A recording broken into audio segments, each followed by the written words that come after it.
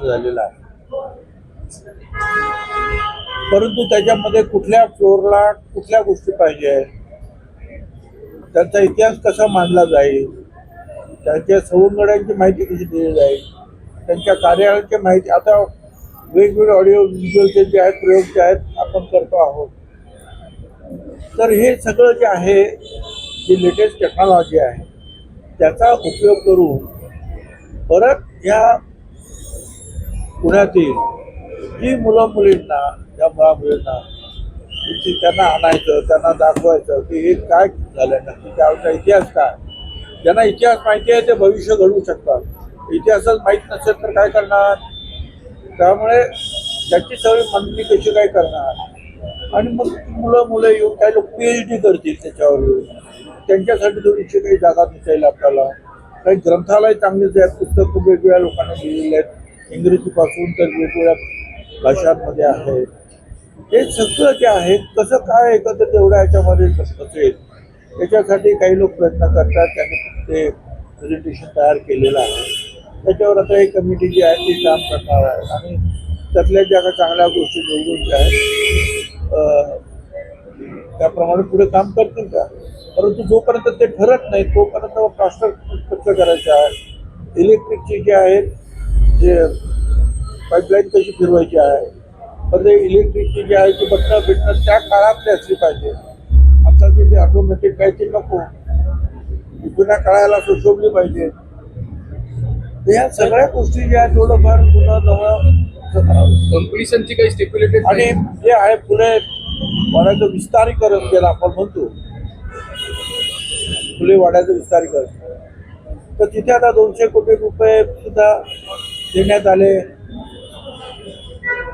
आणि मुख्यमंत्र्यांनी मिटिंग घेतल्या, अजितदादांनी पण मिटिंग घेतल्या, आम्ही त्याची फेरी घेतल्या. तर त्याच्यामध्ये खरं सांगायचं इनफॅक्ट म्हणावा तसं हे समाधानकारक काम पुढे गेलेलं नाही.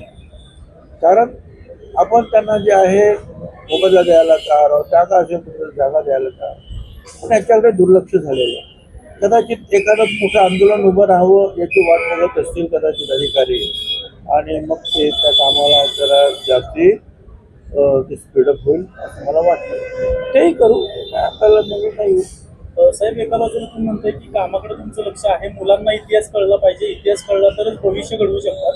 मात्र तुमच्याच मित्रपक्षातील पुण्यातील एक खासदार आहेत, त्या फुलेवाड्यात जाऊन वडाची पूजा करतायत वटपौर्णिमेला. हे किती बरोबर आहे? अर्थात तुम्हाला एका अर्थाने चॅलेंज करतात. ठीक आहे की त्या भगिनींबद्दल मला जो आदर आहे त्यांनी ते समजून घेतलं पाहिजे ना. प्रत्येक ठिकाणच्या प्रत्येक गोष्टीच्या भावना काय आहे.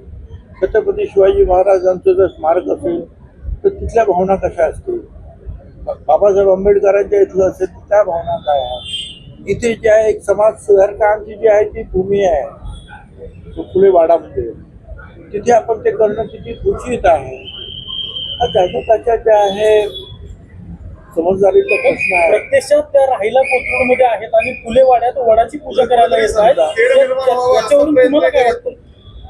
ठीक आहे, माझं त्यांना एवढंच विनंती आहे की आपण सुशिक्षित आहात, कुणाच्या धार्मिक भावना दुखवण्याचा प्रश्न नाही आहे. वड सावित्री तिने सुद्धा खूप प्रयत्न करून जे आहे पतीचे प्राण वगैरे आणण्यासाठी प्रयत्न केले, तुला कुठं ठीक आहे. पण इथे सावित्रीबाई फुले आणि महात्मा फुल्यांनी जो आहे सामाजिक क्रांती घडवली, अंधश्रद्धेवर प्रहार केले, पुस्तकं लिहिलं, तिथंच मग करायला पाहिजे आहे का त्याचा त्यांनी विचार करा.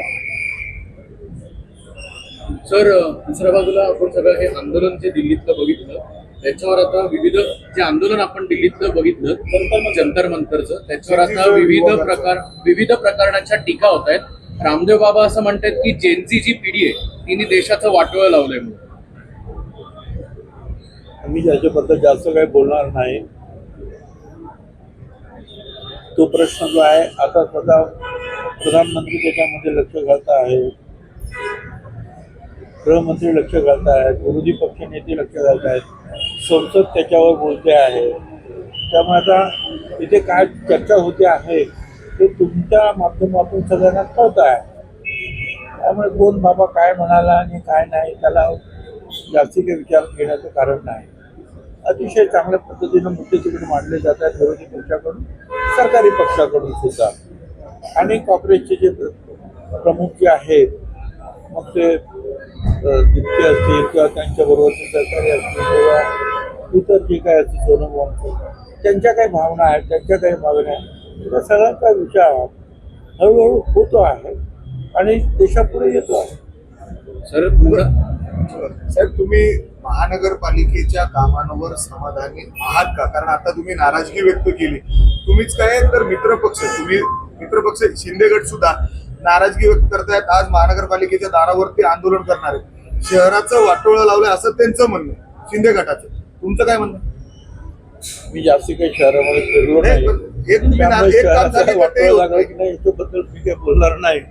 परंतु ही जी कामं जी आहेत त्या स्पीडने व्हायला पाहिजे ती होत नाही एवढं माझं मत आहे.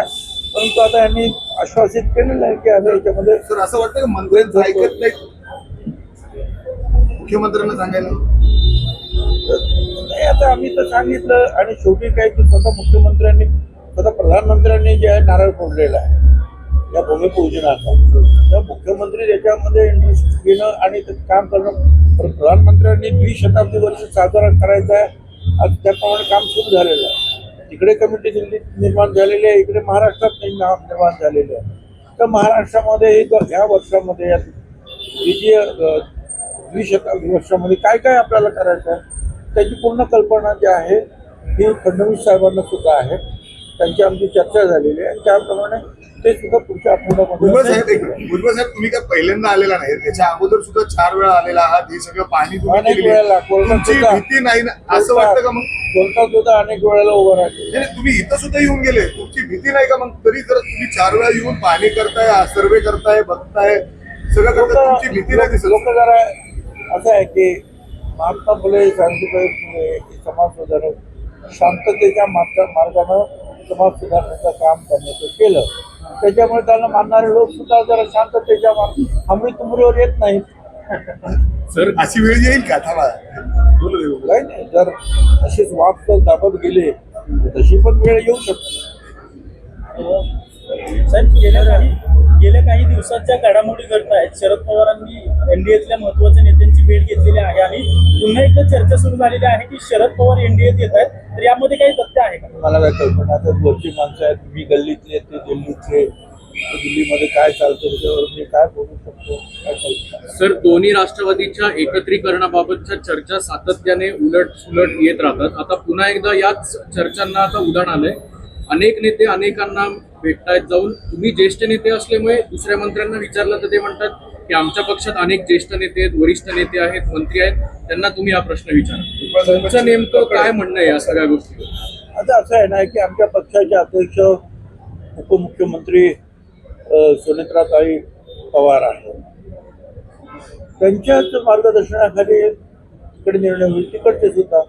परंतु हे सगळं काय असं एकमेकाला भेटल्यामुळे त्या वेगवेगळ्या चर्चांना उधाण आणण्याचं काम आपण मीडियाच करतो.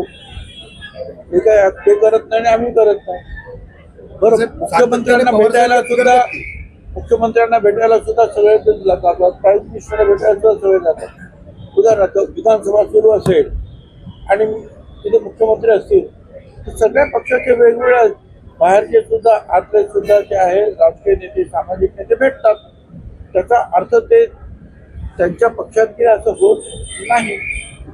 त्यामुळे ज्या वेळेला ते होईल त्यावेळेला बघू. नाही सर, पण जेव्हा तटकरे आणि पटेल साहेब मुख्यमंत्र्यांना भेटले, जेव्हा मध्यंतरी भेटले तेव्हा त्यांना मुख्यमंत्र्यांनी बोलवलं होतं असं त्यांनी सांगितलं. मात्र याबाबत कुठलीही कल्पना तुमच्या पक्षाच्या प्रमुख सुनेत्रा वहिनींना नव्हती. त्यांनी नाराजगी व्यक्त केली, न सांगता ते जातात. मी सुद्धा अनेक वेळा मुख्यमंत्र्यांना भेटतो, कार्यक्रमाच्या ठिकाणी प्राईम मिनिस्टर आणि अमित शहा साहेबांना सुद्धा भेटतो.